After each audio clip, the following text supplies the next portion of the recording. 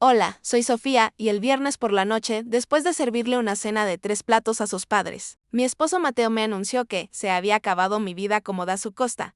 Esas fueron sus palabras exactas pronunciadas en la misma sala cuyo pago inicial se hizo con el dinero que me dejó mi abuela. Hay humillaciones que no se sienten como un golpe, sino como un veneno lento que te paraliza por dentro. ¿Alguna vez te han hecho sentir invisible en tu propia casa como si todo lo que haces y aportas no valiera absolutamente nada? Antes de contarte el grito que pegó mi suegra en mi cocina 2 días después de esa conversación, déjame un comentario diciéndome desde dónde me estás viendo y suscríbete al canal. Créeme, no querrás perderte lo que pasa cuando a una mujer se le acaba la paciencia y empieza a cobrar por sus servicios. Todo comenzó justo después de que sus padres, Elena y Carlos, se fueran. Como cada 2 viernes, venían a visitar, lo que en realidad significaba que yo pasaba 6 horas cocinando y limpiando para que Elena pudiera inspeccionar mi casa y soltar comentarios pasivo-agresivos sobre mi hobby de diseño gráfico. Esa noche el tema fue cómo habíamos logrado comprar una casa tan bonita en un buen suburbio de Miami.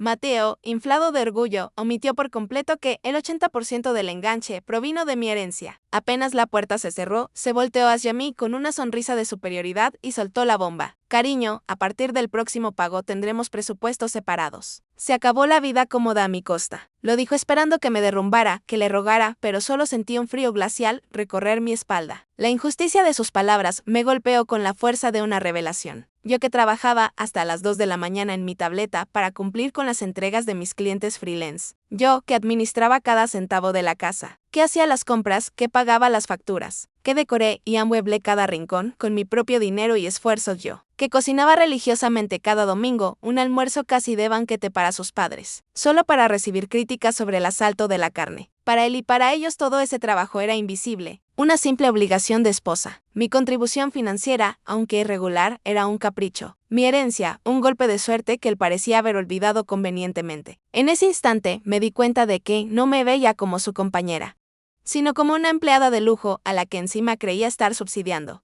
Recuerdo perfectamente la primera vez que sentí esa punzada de invisibilidad. Fue nuestro primer almuerzo dominical en esta casa. Había pasado 2 días preparando un lechón asado al estilo cubano, una receta de mi abuela. Estaba tan orgullosa. Cuando Elena lo probó, su único comentario fue: está un poco seco. La próxima vez déjame supervisarte para que te salga bien. Mateo no dijo nada, simplemente siguió comiendo, asintiendo a su madre. Desde ese día, cada domingo se convirtió en una prueba, una evaluación en la que yo nunca obtenía una buena calificación. La cocina, mi espacio creativo, se transformó en un tribunal y yo en la acusada permanente. La lujosa encimera de cuarzo que elegí y pagué parecía burlarse de mí, testigo mudo de mi esfuerzo no reconocido y mi creciente resentimiento. Así que, cuando Mateo me lanzó esa frase el viernes, esperaba una escena. Podía ver en su postura, en la forma en que apretaba la mandíbula, que se había preparado para una pelea. Estaba listo para mis lágrimas, para mis reclamos, para una noche de drama que terminaría con él, sintiéndose magnánimo y poderoso por poner las reglas. Probablemente ya tenía un discurso ensayado sobre responsabilidad financiera y cómo esto era por nuestro bien. Quería verme vulnerable, dependiente, para reafirmar su rol de proveedor y cabeza de familia. Un papel que sus padres le recordaban constantemente que debía ejercer. Pero esa noche la mujer que él creía conocer, la que aguantaba en silencio las críticas y se esforzaba por complacer, simplemente se había evaporado. En su lugar, una calma absoluta se apoderó de mí. No fue una decisión consciente, fue más bien como si un interruptor se hubiera accionado en mi interior. El dolor y la humillación de los últimos años se cristalizaron en una sola idea, clara y afilada como un diamante. Todo el ruido en mi cabeza se detuvo. Ya no había voces tratando de justificarlo, de entender su punto de vista, de culparme por no ser suficiente. Solo había silencio, un silencio poderoso y lleno de posibilidades. Lo miré a los ojos y por primera vez en mucho tiempo no vi al hombre del que me enamoré, sino a un extraño que recitaba un guión escrito por su madre, y en ese silencio encontré mi respuesta. Para su total y absoluta sorpresa, sonreí. No fue una sonrisa forzada ni sarcástica, sino una genuina, casi aliviada. Levanté la vista de mis manos y lo miré directamente, dejando que mi sonrisa se ensanchara. Excelente idea, mi amor, le dije con un entusiasmo que lo dejó visiblemente desconcertado. Por fin tendremos claridad financiera, ya era hora. Su mandíbula casi se desencajó. Parpadeó un par de veces, como si intentara procesar si estaba siendo sarcástica, pero mi tono era completamente sincero. La guerra que él esperaba no iba a ocurrir. En su lugar, le estaba dando una ovación de pie y esa, me di cuenta, era un arma mucho más poderosa que cualquier lágrima. Tomé mi tableta de la mesa de centro, la misma en la que pasaba horas diseñando logotipos y editando videos para mis clientes. La encendí y el brillo de la pantalla iluminó mi rostro decidido. De hecho, continué abriendo una aplicación de notas. Empecemos de una vez. ¿Qué te parece si hacemos una lista de todos los gastos compartidos y los individuales? Así podemos tener todo listo para el próximo ciclo de pago. Quiero que esto sea justo y transparente para ambos. Su desconcierto se transformó en una especie de pánico mal disimulado. No estaba preparado para mi eficiencia, para mi aceptación radical. Él quería un drama emocional y yo le estaba ofreciendo una reunión de negocios. El poder en la habitación había cambiado de manos y él ni siquiera se había dado cuenta de cómo. Esa noche, mientras él roncaba a mi lado, claramente perturbado por mi reacción inesperada, yo no pegué un ojo. Con mi tableta en el regazo, no estaba diseñando ni trabajando para un cliente. Estaba creando un nuevo tipo de proyecto, mi propio plan de liberación. Hice una lista detallada de cada tarea que realizaba en la casa. Desde la planificación de comidas y la compra de víveres hasta la limpieza profunda y la gestión de las finanzas del hogar. Hallado de cada tarea, busqué en internet las tarifas promedio de mercado en Miami para esos servicios. Chef personal, ama de llaves, administradora de propiedades, organizadora de eventos, los números empezaron a sumarse y la cifra final era asombrosa. Y entonces mi plan para el almuerzo del domingo comenzó a tomar una forma hermosa y terrible en mi mente. La claridad que él tanto quería estaba a punto de serle servida, pero no de la forma que esperaba. El sábado por la mañana, la casa se sentía extraña, cargada con una electricidad silenciosa. El aire, que usualmente estaba lleno de mis movimientos apurados para limpiar y preparar todo para el fin de semana, ahora estaba quieto. Mateo bajó las escaleras, esperando encontrarme en la cocina, probablemente con una expresión de arrepentimiento o tristeza. En cambio, me encontró en el sofá del patio con una taza de café en la mano, revisando correos de clientes en mi tableta. Me miró esperando que yo dijera algo que iniciara la confrontación que él tanto anhelaba, pero yo solo levanté la vista, le sonreí levemente y le dije, «Buenos días, amor». Dormí de maravilla. Su rostro fue un poema de confusión. La paz era mi nueva arma y él no tenía defensa alguna contra ella. No entendía que la mujer que había humillado la noche anterior ya no existía. En su lugar había una estratega que había pasado la noche calculando el precio exacto de su libertad. Durante todo el día intentó provocarme, hizo comentarios sobre cómo yo debía estar disfrutando mi día libre como si mis semanas no estuvieran repletas de trabajo hasta la madrugada. Mientras yo estaba concentrada en un diseño, pasó por detrás y dijo, «Qué bueno que tienes tiempo para tus dibujitos». Cada palabra era una pequeña pala, cavando más hondo el abismo entre nosotros. Antes esas frases me habrían herido, me habrían hecho sentir culpable o perezosa, pero ahora cada una era simplemente una línea más en la factura que estaba componiendo en mi mente. Lo escuchaba, asentía con una serenidad que lo desquiciaba y añadía mentalmente un cargo extra por daño emocional. No se daba cuenta de que ya no estaba hablando con su esposa, sino con una proveedora de servicios a punto de presentar su estado de cuenta. Su arrogancia era el combustible que alimentaba mi fría determinación. Por la tarde fui al supermercado, pero no fue la compra habitual de fin de semana, esa que incluía costillas de cerdo para su padre, el vino caro que le gustaba a su madre y todos los ingredientes para un festín. Esta vez caminé por los pasillos con un propósito diferente. Compré yogur griego para mí, un buen salmón, aguacates, arándanos y el café de especialidad que tanto me gusta. Cada artículo que ponía en el carrito era una declaración de independencia. Al llegar a la caja, pagué con mi propia tarjeta, sintiendo un pequeño pero significativo placer en la transacción. Era la primera vez en mucho tiempo que compraba comida pensando únicamente en mí, en mis gustos, en mi nutrición. Era un acto simple, pero se sentía como el primer paso para reclamar mi propio espacio, no solo en la casa, sino en mi vida. Al volver, mientras guardaba mis compras, no pude evitar detenerme a mirar la cocina. Esa cocina de ensueño, con su isla de cuarzo blanco veteado y sus electrodomésticos de acero inoxidable, era mi orgullo. Yo la había diseñado y había elegido cada detalle. Desde los tiradores de los gabinetes hasta la iluminación y, lo más importante, la había pagado con una parte considerable del dinero que me dejó mi abuela. Recordé sus palabras cuando me entregó los documentos de la herencia. Para que construyas tu independencia, mi hija, no la de nadie más. En ese momento, sentí una punzada de culpa por haber traicionado su deseo, por haber permitido que mi inversión se convirtiera en el escenario de mi propia servidumbre. Pero esa culpa se transformó rápidamente en una resolución de acero. Iba a honrar su memoria y esta cocina sería el lugar donde mi independencia renacería. Hubo un momento, mientras el sol se ponía el sábado por la tarde, en que la duda intentó colarse. Me senté en el porche, viendo los colores del cielo de Miami y me pregunté si estaba siendo demasiado drástica. quizás debería hablar con él. Intentar una vez más hacerle entender mi punto de vista. Pero entonces, como un fantasma, apareció el recuerdo de la Navidad pasada. Había pasado 3 días cocinando para 20 personas de su familia. Al final de la noche, exhausta pero satisfecha, escuché a Elena decirle a su hermana en voz baja: «Pobre Mateo, trabaja tanto para que Sofía pueda pasar el día jugando a la casita». Nadie me defendió. Mateo, que estaba a su lado, solo sonrió. Ese recuerdo borró cualquier atisbo de duda. No estaba siendo drástica, estaba siendo justa. Estaba por fin poniéndome a mí primero. La cena del sábado fue un evento surrealista. Pedí una ensalada de un restaurante cercano solo para mí. Mateo me miró esperando que le ofreciera, pero no lo hice. Se levantó en silencio y se preparó un sándwich de jamón y queso con el pan más viejo que encontró en la despensa. Comimos en un silencio denso, interrumpido solo por el sonido de nuestros cubiertos. Él esperaba que yo cediera, que el silencio me resultara insoportable y rompiera a llorar o a gritar. Pero yo estaba tranquila, disfrutando cada bocado de mi ensalada, saboreando el gusto de la autoafirmación. Él había querido presupuestos separados, reglas claras, y yo se las estaba dando. No se daba cuenta de que su intento de controlarme me había liberado. La jaula que había construido para mí se había abierto y yo estaba aprendiendo a volar de nuevo dentro de mi propia casa. El domingo por la mañana llegó con una calma ominosa. Me desperté temprano como siempre, pero en lugar de correr a la cocina para empezar a marinar la carne o a preparar la masa para el postre, me preparé una taza de té y me senté a leer en el patio. El sol de la Florede empezaba a calentar y el silencio de la casa era absoluto. No había ruido de ollas, ni el aroma a ajo y cebolla sufriéndose. Solo el canto de los pájaros y el suave murmullo de la brisa. Por primera vez en años. Un domingo por la mañana no se sentía como el comienzo de una jornada de trabajo, no remunerado, sino como lo que debía ser. Un día de descanso. Sentí una paz que no había experimentado en mucho tiempo, la paz de quien sabe que está a punto de reclamar lo que es suyo. Mateo bajó alrededor de las 9. Su mirada recorrió la cocina impecable y vacía y una arruga de preocupación apareció en su frente. No vas a empezar a cocinar. Mis padres llegan para la 1.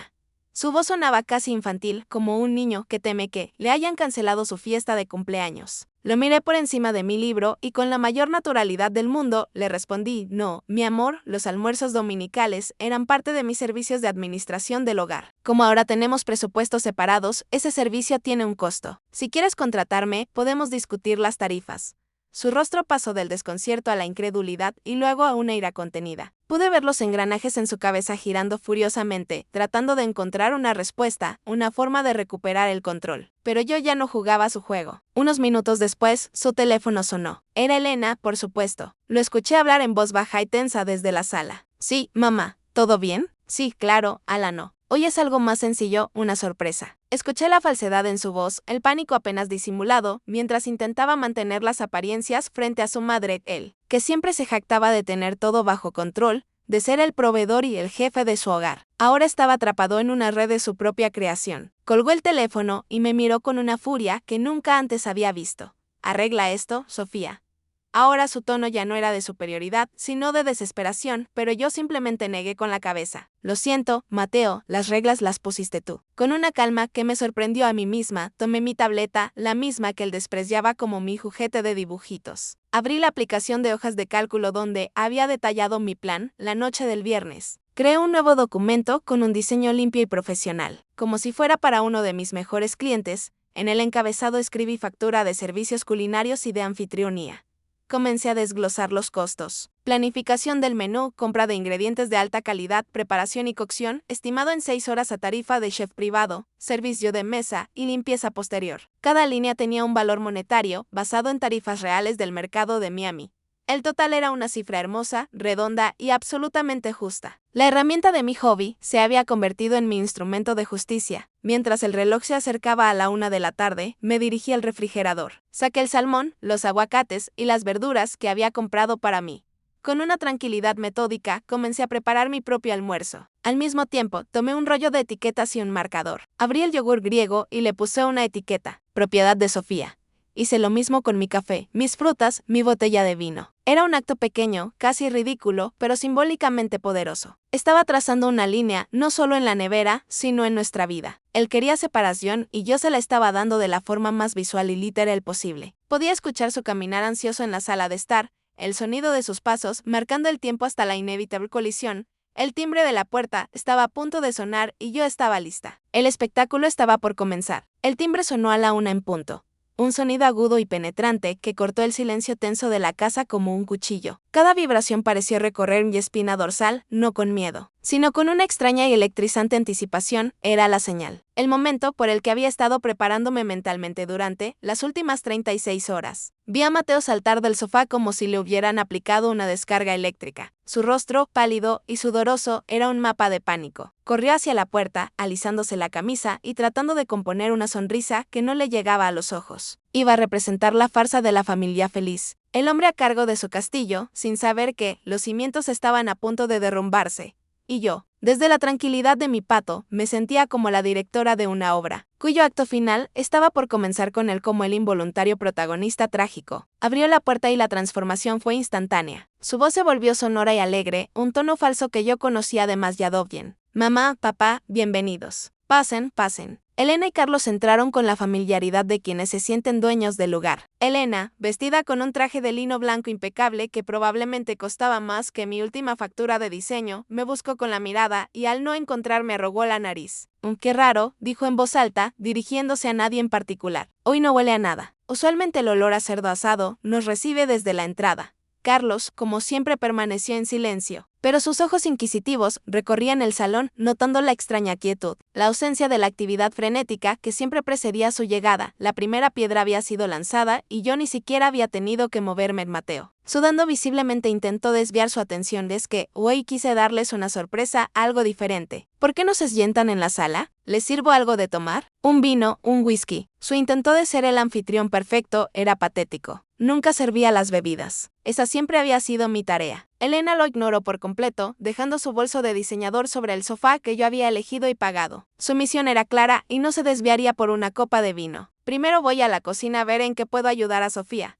Seguramente está abrumada con la sorpresa que preparó. La palabra sorpresa goteaba sarcasmo. Para ella yo era incapaz de hacer nada bien sin su supervisión y estaba ansiosa por encontrar el fallo, por señalar mi incompetencia para reafirmar su propio valor. Con la determinación de un general inspeccionando sus tropas, Elena se dirigió hacia la cocina. Mateo intentó interceptarla poniendo una mano en su brazo. Mamá, de verdad no hace falta. Yo me encargo, pero ella lo apartó con un gesto impaciente, como si fuera un niño molesto. No seas tonto, Mateo. Conozco a tu esposa. Necesita ayuda. Y con eso enfiló por el pasillo. Desde mi asiento en el patio, a través de la puerta de cristal, tenía una vista perfecta del teatro de operaciones. Vi la espalda rígida de Mateo, la impotencia en sus hombros caídos. No me sentí mal por él. Me sentí extrañamente reivindicada. Él había desatado esta tormenta con su arrogancia y ahora iba a tener que enfrentarse a los vientos huracanados de su propia madre. La calma que sentía era casi sobrenatural. Era la calma de saber que, por primera vez, yo tenía el control absoluto del guión. Fuera entonces, en ese breve instante antes del cataclismo, cuando escuché la frase que borró cualquier vestigio de duda que pudiera quedar en mi corazón. Carlos, que se había quedado rezagado en la entrada, se acercó a su hijo y le preguntó en voz baja: ¿Está todo bien, hijo? ¿Pareces nervioso? La respuesta de Mateo fue un susurro sibilante, cargado de veneno y desprecio, que llegó hasta mis oídos con una claridad devastadora. No es nada, papá, solo que estás yendo a uno de esos dramas. Tuve que ponerle un alto con el tema del dinero. Ya se le pasará cuando se dé cuenta de que no puede vivir sin mi tarjeta de crédito. Cada palabra fue un clavo más en el ataúd de nuestro matrimonio. No era un malentendido, no era una discusión. Era la pura y simple convicción de que yo era una carga, una parásita.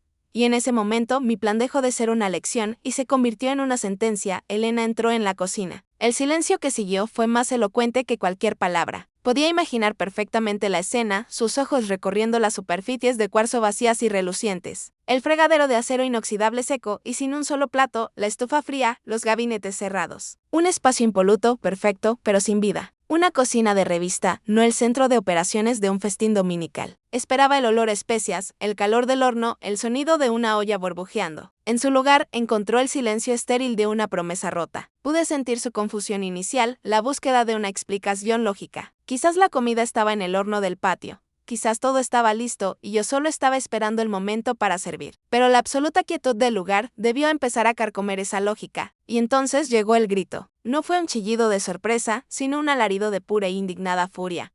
un sonido gutural que rasgó el aire y pareció hacer vibrar las paredes de la casa. Era el grito de una reina cuyo decreto había sido desafiado, de una matriarca cuyo tributo no había sido entregado. Inmediatamente escuché los pasos apresurados de Mateo y Carlos corriendo hacia la fuente del escándalo. Entraron en la cocina para encontrar a Elena de pie en medio del suelo de baldosas que yo había elegido, con el rostro enrojecido y un dedo tembloroso apuntando a la nevera. Su expresión era una mezcla de incredulidad y rabia, como si hubiera descubierto una traición de estado en lugar de una cocina vacía. El espectáculo había alcanzado su primer clímax. El rostro de Mateo se descompuso. Pasó de la confusión al pánico y luego a una ira fría cuando sus ojos finalmente me encontraron. Yo estaba de pie en el umbral de la puerta del patio, observando la escena con una serenidad que debió parecerle inhumana. En mis manos sostenía mi tableta, mi herramienta de trabajo, mi juguete de dibujitos. La pantalla estaba encendida, emitiendo un suave resplandor. La tensión en la habitación era tan densa que se podía cortar. Carlos miraba de su esposa a su hijo y luego a mí, tratando de armar el rompecabezas. Pero Elena no necesitaba más piezas para ella, el culpable estaba claro. Sus ojos, pequeños y oscuros, se clavaron en los míos, ardiendo con una furia que prometía una guerra sin cuartel. Sabía que estaba a punto de enfrentar la ira de una mujer que nunca en su vida había escuchado la palabra no, antes de que Mateo pudiera balbucear una excusa o Carlos pudiera pedir una explicación. Elena recuperó el aliento y su voz cortó el aire como un látigo. ¿Se puede saber qué significa esto, Sofía? Espetó su tono goteando desprecio. Es algún tipo de broma de mal gusto. Son la 1:15. ¿Dónde está el almuerzo que se supone que debías preparar? La forma en que enfatizó el debías lo dejó claro. Para ella yo no era familia, era personal de servicio. Era una obligación, un deber que yo había incumplido de manera flagrante. No preguntó si yo estaba bien, si había pasado algo. Su única preocupación era su comida, su rutina, su derecho a ser servida en mi casa. Estaba tan segura de su posición, de su poder sobre mí, que ni siquiera consideró la posibilidad de que yo tuviera una razón. Sin decir una palabra, di un paso adelante. El silencio en la cocina era absoluto, roto solo por la respiración agitada de Elena. Levanté la tableta, girando la pantalla hacia ellos. El documento, que había preparado con tanto esmero la noche del viernes, brillaba con una claridad profesional. En la parte superior, en una tipografía elegante que yo misma había diseñado, el título era inequívoco: Factura de servicios, almuerzo dominical. Dejé que la imagen se asentara, que sus cerebros procesaran la incongruencia de la situación. Vi la confusión en el rostro de Carlos, la furia en el de Elena transformarse en un desconcierto absoluto y el terror puro y desnudo en los ojos de Mateo. Él y solo él entendió de inmediato. Había querido claridad financiera y yo se la estaba sirviendo en una bandeja digital. Con una calma glacial, mantuve la tableta en alto, permitiendo que la luz de la pantalla iluminara sus rostros descompuestos. El silencio en la cocina era tan pesado que podía sentirlo presionar contra mis tímpanos. Carlos parpadeaba como si intentara ajustar el enfoque de sus ojos a una realidad que no comprendía. Elena, por su parte, había pasado de la furia al más puro y absoluto desconcierto. Su boca se abría y cerraba como la de un pez fuera del agua, sin que ningún sonido saliera. Pero fue la cara de Mateo la que guardaré para siempre en mi memoria. El color había desaparecido de su rostro, dejándolo con un tono ceroso, enfermizo. Sus ojos, fijos en la pantalla, no reflejaban ira, sino el terror desnudo de un hombre que ve como el castillo de naipes que ha construido con tanto esmero se viene abajo por un simple soplo de verdad. Elena fue la primera en encontrar su voz y lo hizo con una carcajada. No fue una risa de alegría, sino un sonido áspero, forzado, un intento desesperado por desarmar la situación y devolverla a un terreno que ella pudiera controlar. Dai. Por favor, Sofía, qué ocurrencia tan graciosa. Ya deja el teatrito, apaga esa cosa y dinos de verdad has preparado para comer. Seguramente lo tienes escondido para darnos una sorpresa. Se acercó para darme una palmadita con dente en el brazo, tratando de tratarme como a una niña caprichosa.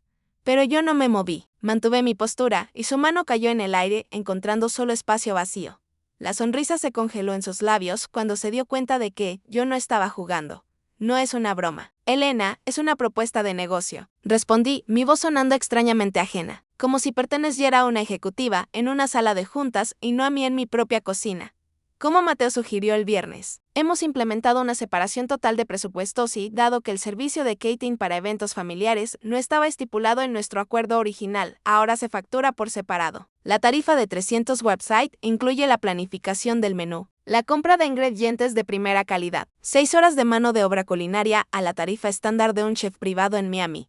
el servicio y la limpieza posterior. Es un precio bastante competitivo. De hecho, cada palabra era precisa, deliberada, despojada de cualquier emoción. Estaba hablando su idioma, el del dinero, el de las transacciones, el del valor cuantificable. Fue entonces cuando Mateo reaccionó, no con palabras, sino con un movimiento brusco y violento, se abalanzó hacia mí intentando arrebatarme la tableta de las manos, como si al destruir el dispositivo pudiera borrar la realidad que mostraba. Se acabó, Sofía. Dame esa cosa. ¿Qué crees que estás haciendo? Nos estás poniendo en ridículo, delante de mis padres. Su voz era un gruñido bajo cargado de una furia impotente, pero yo había anticipado su movimiento. Con un simple paso hacia atrás, saqué la tableta de su alcance. Lo miré directamente a los ojos, sin miedo, sin vacilación. La mujer, que se habría encogido ante su ira, ya no existía. En su lugar había una calma de acero que pareció descolocarlo aún más que mi factura. Ridículo. Repetí. Mi voz baja pero cortante, resonando en el silencio tenso. Déjame explicarte lo que es ridículo, Mateo. Ridículo es que tú, en esta misma sala, me dijeras que se había acabado mi vida cómoda a tu costa. ¿Sabes qué más es ridículo? Que lo dijeras de pie sobre un suelo cuya instalación pagué yo, en una cocina cuyos electrodomésticos compré con mi dinero, dentro de una casa cuyo enganche del 80% provino directamente de la herencia de mi abuela. Hice una pausa, dejando que cada palabra aterrizara con el peso de un martillo. Esto no es ridículo, Mateo. Esto es una auditoría, una que tú mismo pediste. El impacto de mis palabras fue visible. Carlos dio un paso atrás, mirando a su hijo con una expresión indescifrable. La narrativa del hijo exitoso que mantiene a su esposa artista acababa de ser hecha añicos. Un silencio sepulcral llenó la habitación. La mención explícita de la herencia era un tabú, un hecho conocido, pero nunca discutido, porque contradecía la historia de éxito que ellos habían construido alrededor de Mateo. Elena me miró con un odio renovado. Ya no era solo una nuera insolente, era una amenaza existencial a la imagen de su familia. Qué descaro si se ha recuperando parte de su compostura combativa. Después de todo lo que hemos hecho por ti, te abrimos las puertas de nuestra familia, te dimos un apellido, un lugar. Eres una ingrata, una víbora malagradecida. Intentaba usar sus armas de siempre, la culpa, la vergüenza, el supuesto estatus que me habían conferido. Pero esas balas ya no me hacían daño. Mi chaleco antibalas estaba hecho de verdad y de respeto propio. Ignorando por completo su diatriba, me di la vuelta con una lentitud deliberada. Caminé hacia el refrigerador, el mismo que contenía mis alimentos cuidadosamente etiquetados. Lo abrí y la luz interior iluminó las etiquetas con mi nombre, un pequeño ejército de recordatorios de mi nueva independencia. Tomé una botella de agua mineral con gas, una de las caras que a Mateo siempre le parecía un gasto innecesario. La abrí y el siseo del gas pareció anormalmente fuerte en la cocina silenciosa. Bebí un sorbo largo y refrescante, sin apartar la vista de ellos. Fuera un acto simple, mundano, pero el mensaje era inequívoco. Este es mi espacio, estas son mis cosas, y yo decido. No necesitaba gritar ni discutir. Mi tranquilidad era mi declaración de guerra. La visión de mi calma, de mi control absoluto de la situación, pareció quebrar algo dentro de Mateo. Su rostro se contrajo en una máscara de furia y humillación. Había perdido el control del guión, del público y de la protagonista. Desesperado por recuperarlo, recurrió a la única herramienta que le quedaba, la amenaza. Esto se termina aquí y ahora, Sofía, dijo, su voz temblando de rabia, o apagas esa estúpida tableta. Te disculpas con mis padres por este circo y te pones a dar algo de comer o te juro que recoges tus cosas y te largas de mi casa ahora mismo. La palabra mi resonó en el aire. Su último y patético intento de reafirmar una autoridad que ya no poseía. Me giré para enfrentarlo por completo. La botella de agua todavía en mi mano, fría como mi resolución. Una pequeña sonrisa, no de alegría, sino de una certeza absoluta, se dibujó en mis labios. Lo miré a los ojos, esos ojos que una vez amé y que ahora solo reflejaban la imagen de un extraño asustado. Dejé que su amenaza flotara en el aire un segundo más antes de destrozarla. Permíteme corregirte un detalle. Mateo, dije, mi voz tan tranquila y afilada como un bisturí. No es tu casa, es en su mayor parte mi casa. Legalmente el dinero de mi herencia está documentado en la compra. Así que si alguien va a recoger sus cosas y largarse, te aseguro que no seré yo. Dejé caer esa verdad en medio de la cocina como si fuera una granada. El silencio que siguió fue el de la detonación. Vi la comprensión lenta y horrible amanecer en los rostros de Elena y Carlos. Se dieron cuenta de que no estaban tratando con una esposa rebelde, sino con la propietaria mayoritaria del inmueble en el que se encontraban. Mateo se quedó sin palabras. Su amenaza echa polvo a sus pies. La dinámica de poder no solo había cambiado, se había invertido por completo. Así que continué dando un último sorbo a mi agua. La oferta sigue en pie. 350 por el almuerzo o prefieren que empecemos a discutir los términos de un contrato de alquiler. Puedo redactar uno ahora mismo. También es un servicio facturable, por supuesto. La onda expansiva de mis palabras pareció absorber todo el aire de la cocina. El silencio que siguió no fue vacío, sino denso, cargado de la realidad que acababa de desatar. Elena me miraba con los ojos desorbitados, su rostro pasando por una gama de emociones que iban desde la incredulidad más absoluta hasta una furia tan profunda que parecía no encontrar una salida vocal. Carlos, por otro lado, se había quedado completamente inmóvil, su mirada fija en mí. Pero era una mirada diferente, analítica, como si estuviera recalculando una inversión que había salido terriblemente mal. Pero la imagen más devastadora era la de Mateo. Estaba pálido, casi translúcido, como si mi revelación no solo hubiera destruido su argumento, sino que hubiera drenado la vida misma de su cuerpo. Se quedó allí en medio de mi cocina como un fantasma en su propio desastre. Elena fue la primera en explotar. Como era de esperar, pero su ira ya no tenía la fuerza de antes. Era el estallido de una tormenta que ya ha perdido su ojo. Eres una manipuladora, una víbora mentirosa, siseó, aunque su voz carecía de la convicción de antes. ¿Cómo te atreves a hablarnos de dinero o de contratos? Esta es la casa de mi hijo. Le has llenado la cabeza de veneno. Intentaba aferrarse a la vieja narrativa, al guión en el que ella era la reina y yo la sirvienta desagradecida. Pero las palabras sonaban huecas, desesperadas. Estaba disparando balas de fogueo a una fortaleza que ella misma no sabía que existía. Su poder, basado en la vergüenza y la obligación, se había evaporado en el momento en que presenté los hechos fríos y duros de la realidad financiera. Ignoré a Elena por completo. Mi objetivo ya no era ella. Me giré hacia su esposo, el silencioso pilar de su autoridad, lo miré directamente a los ojos con una calma que sentía nacer desde lo más profundo de mi ser. Carlos, dije, mi voz firme y clara. Usted es un hombre de negocios, entiende de activos, de pasivos, de retorno, de inversión. Mi abuela me dejó una herencia. Con ese dinero pagué el 80% del enganche de esta propiedad. Mateo aportó el 20% y su salario cubre una parte de la hipoteca, así como mis ingresos como diseñadora cubren otra parte y la totalidad de los servicios y el mantenimiento. ¿Le parece a usted, como hombre de números, que es una transacción justa que la socia mayoritaria de este activo sea tratada como una empleada no remunerada? Desglosa la situación en el único idioma que sabía que él respetaría, el de los negocios. Carlos no respondió de inmediato. Su mirada se desvió de mí hacia su hijo y por un instante vio una fuga expresión de decepción cruzar su rostro. Luego miró a su esposa, cuya cara estaba contraída en una mueca de rabia impotente. Finalmente, sus ojos volvieron a mí. No había calidez en ellos, pero tampoco había desdén. Había algo nuevo, una evaluación fría, casi un atisbo de respeto a regañadientes. No dijo una palabra, pero su silencio fue la respuesta más elocuente de todas. En el tribunal de la lógica y los hechos, el caso estaba cerrado. Había perdido a su hijo, no por mi culpa, sino por la mala gestión de su propio activo más preciado. Su matrimonio, su silencio no era una victoria para mí. Era una sentencia para Mateo. Fue ese silencio paterno, esa tácita admisión de mi argumento, lo que finalmente quebró a Mateo.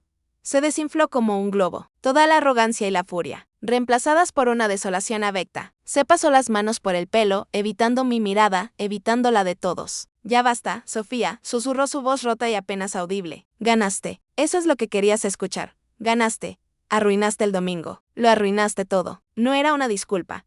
Era la acusación de un niño culpando a otro por romper un juguete que él mismo había destrozado.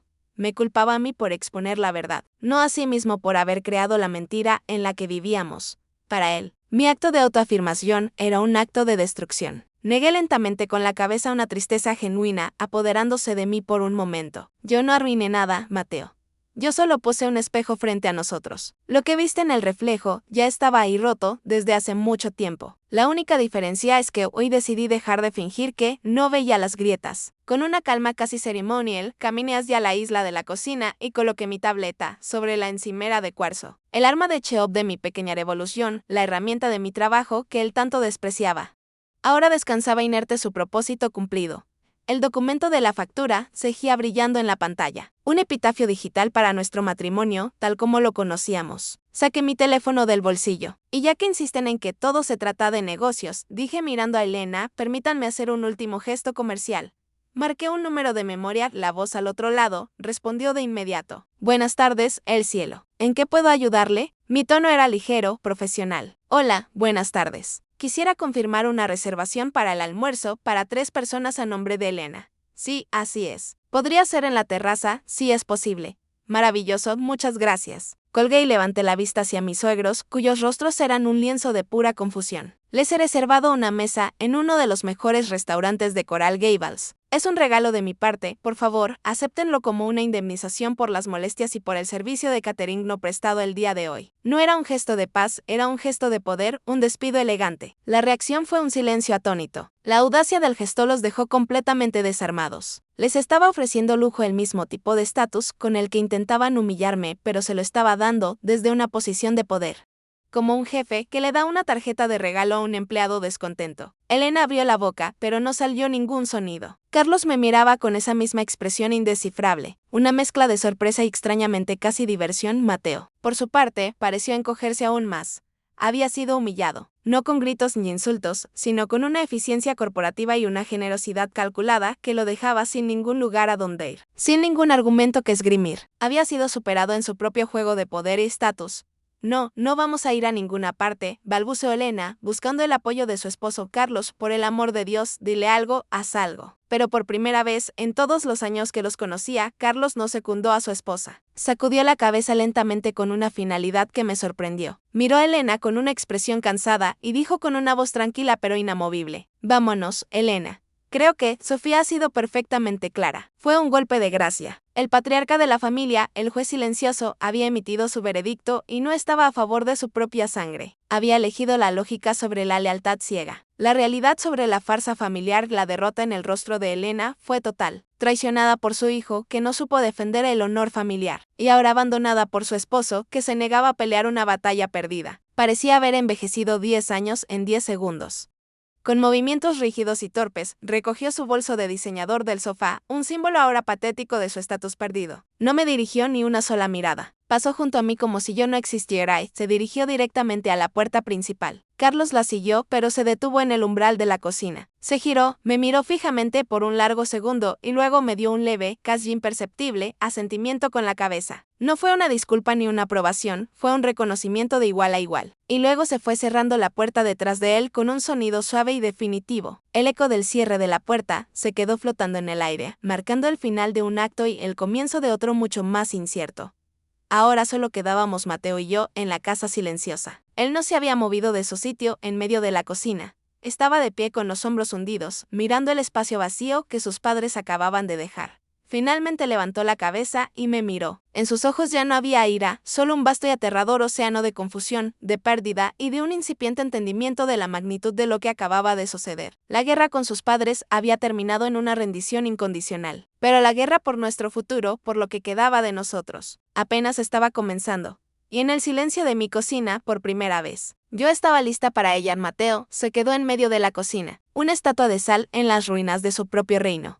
El silencio que dejaron sus padres era más pesado y acusador que cualquier grito. Lo observé por un momento, esperando una explosión, una disculpa, cualquier cosa que rompiera la quietud, pero no dijo nada. Simplemente se sentó en uno de los taburetes de la isla, el mismo lugar desde donde me había lanzado su ultimátum 2 noches antes, y apoyó la cabeza entre las manos. No había ira en su postura, solo el peso aplastante de una derrota total. Y en ese momento no sentí triunfo ni satisfacción. Sentí un vacío profundo, la confirmación final de que el hombre del que me había enamorado ya no existía.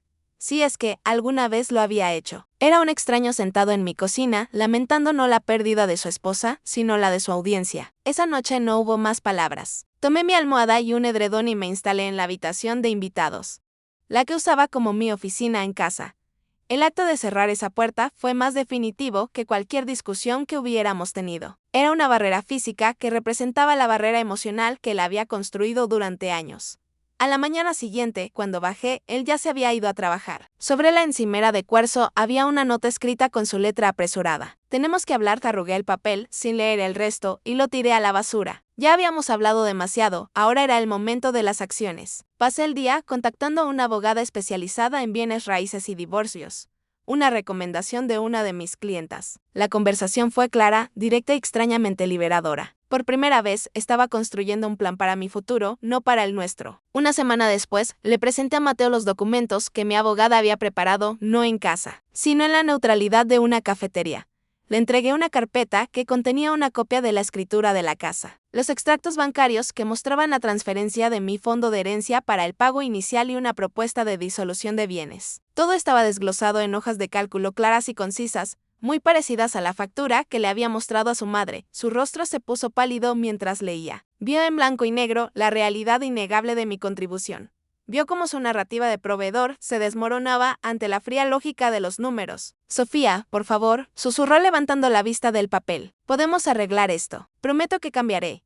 Mantendré a mi madre a raya, lo que sea. Pero sus promesas sonaban como ecos de un pasado que ya no me interesaba revisitar. La relación con mis suegros terminó de la forma más predecible. Elena intentó llamarme una docena de veces al día siguiente, alternando entre mensajes de voz furiosos y otros falsamente conciliadores. No respondí a ninguno, simplemente bloqueé su número y el de Carlos. Unos días después, recibí un correo electrónico de Carlos. Era breve y formal. Lamentamos la situación del domingo, escribí a Mateo. Nos ha explicado la perspectiva financiera. Espero que puedan resolver sus asuntos de la mejor manera. No era una disculpa, sino una retirada estratégica. Habían perdido su influencia, su acceso a mi hogar y a mis servicios. Gratuitos y estaban cortando sus pérdidas. Nunca más volví a saber de ellos directamente y la ausencia de su toxicidad en mi vida fue como respirar aire puro después de años en una habitación sin ventanas. El destino de la casa, nuestro supuesto nido de amor y mi silenciosa prisión dorada, se decidió con la misma eficiencia sin emociones.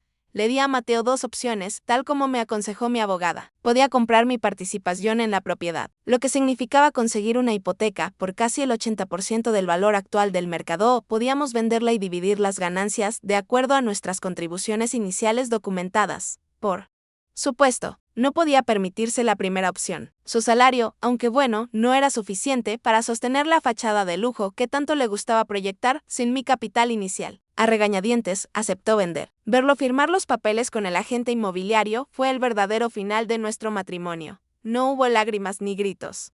Solo la firma silenciosa en un contrato que disolvía nuestro último vínculo tangible. Mateo se mudó 2 semanas después, mientras yo estaba en una reunión con un cliente. Cuando volví, la mitad de los armarios estaban vacíos y sus cosas personales habían desaparecido. Me dejó sus llaves sobre la encimera junto a una nota que solo decía, lo siento. No supe y lo sentía por haberme humillado, por haber destruido nuestro matrimonio o simplemente por haber sido descubierto. Por lo que supe, a través de un amigo en común. Se mudó a un pequeño apartamento de alquiler cerca de su oficina, un lugar funcional, sin el encanto ni el espacio de la casa que él llamaba suya. Su vida cómoda había terminado, pero no a mi costa, sino a la suya propia. Había querido presupuestos separados y había terminado con una vida separada. La casa se vendió rápidamente en el competitivo mercado de Miami.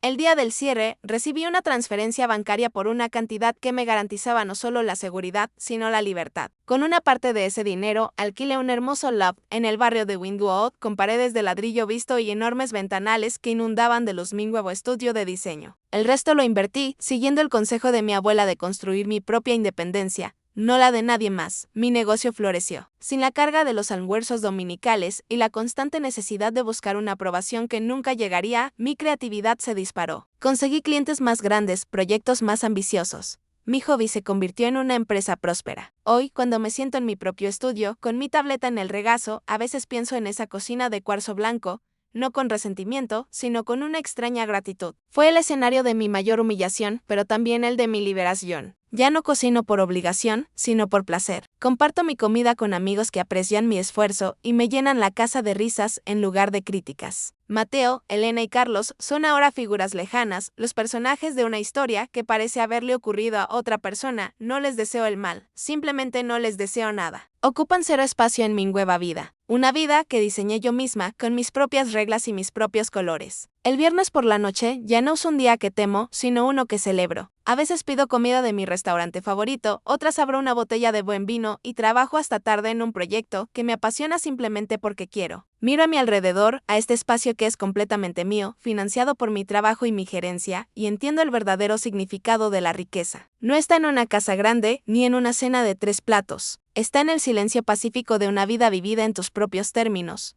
Mi nombre ya no está en etiquetas improvisadas en un refrigerador. Está en la puerta de mi estudio, en mis facturas y en el contrato de mi propia felicidad. Y ese es un valor que nadie puede calcular ni menospreciar jamás. Si algo he aprendido en todo este torbellino, es que tu valor no es una opinión que otros puedan debatir. No es algo que se gana con la aprobación de un esposo, una suegra o nadie más, es un hecho. Durante años permití que su percepción de mí definiera la mía. Dejé que su cejera me hiciera sentir invisible, que sus críticas me hicieran sentir insuficiente, Creí que si trabajaba más duro, si cocinaba mejor, si administraba la casa a la perfección, finalmente verían mi contribución. Pero el problema nunca fue mi esfuerzo, el problema fue su incapacidad para verlo. La lección más grande no fue enseñarles mi valor a ellos, sino recordármelo a mí misma. La ironía de todo esto es que Mateo tenía razón en una cosa. Era hora de terminar con la vida cómoda a costa de otro, solo que se equivocó de persona. La vida cómoda era la suya, construida sobre mi herencia, mantenida por mi trabajo no remunerado y adornada por mi esfuerzo emocional. Él y sus padres disfrutaban de los beneficios de una sociedad en la que solo uno de los socios pagaba el precio completo. Mi historia no es única. Millones de mujeres en todo el mundo son las socias silenciosas en sus propias vidas, aportando un capital invisible, tiempo, energía, amor, gestión, que nunca aparece en un estado de cuenta, pero sin el cual todo el sistema se derrumbaría. Aquella factura en mi tableta nunca fue realmente por los 30. Era una declaración de principios. Era la materialización de un límite que deberías haber trazado años atrás. Ponerle un precio a mi trabajo no era para volverme rica, era para demostrar que no era gratis. A veces la única manera de que la gente entienda el valor de lo que haces es mostrarles el costo de no tenerlo. Los límites no son muros para mantener a la gente fuera. Son líneas que dibujamos para protegernos, para enseñarle al mundo cómo esperamos ser tratados. Y la lección más dura, pero más importante, es que eres tú quien debe sostener ese lápiz. Nadie más lo hará por ti. La verdadera fuerza no siempre llega con un grito, a veces llega en el silencio de una decisión. Mi poder no nació en la confrontación, sino en la calma de aquella noche de viernes, cuando su humillación no encontró mis lágrimas, sino mi sonrisa. La sociedad nos enseña a las mujeres a luchar con emociones, a suplicar, a llorar. Pero hay un poder inmenso en la lógica, en la calma, en usar las mismas herramientas del sistema que nos oprime para liberarnos. Mi tableta, mi juguete de dibujitos se convirtió en mi espada. Mi conocimiento de los negocios aplicado a mi propio hogar se convirtió en mi escudo. No tuve que levantar la voz, simplemente presenté los hechos y los hechos, a diferencia de las opiniones, no se pueden discutir. Y si tú, que me estás viendo, alguna vez te has sentido invisible, subestimada o dada por sentada, quiero que sepas algo. Tu contribución cuenta, incluso si nadie más lleva la cuenta. No necesitas esperar a que te humillen para empezar a valorar tu propio trabajo. Empieza hoy. Haz una lista mental de todo lo que haces, de todo lo que aportas. Conviértete en tu propia auditora, reconoce tu propio capital, porque el primer paso para que los demás te respeten es respetarte a ti misma con una convicción inquebrantable. Tu paz, tu dignidad y tu esfuerzo tienen un valor incalculable y no necesitas el permiso de nadie para reclamarlo. Mi historia tuvo un cierre, uno que yo misma tuve que escribir, financiar y dirigir. Pero sé que hay innumerables historias como la mía que aún se están desarrollando. Capítulos que se escriben cada día en cocinas y salas de estar de todo el mundo. La mía terminó con la venta de una casa, pero comenzó con la compra de mi propia libertad. Esa es una inversión que nunca se devalúa. Hoy mi vida no es perfecta, pero es mía y esa propiedad es la única que realmente importa defender. ¿Alguna vez has tenido que ponerle un precio a tu paz para que alguien más la entendiera? Si mi historia sobre cómo convertí una cocina en una sala de juntas y una factura en una declaración de independencia te ha tocado de alguna manera, déjame un comentario contándome tu experiencia. Y si crees como que toda mujer merece que su valor sea reconocido y no descontado, suscríbete al canal y activa la campana de notificaciones. Juntas podemos asegurarnos de que más historias de mujeres que dejaron de servir la cena para empezar a servirse justicia sean escuchadas.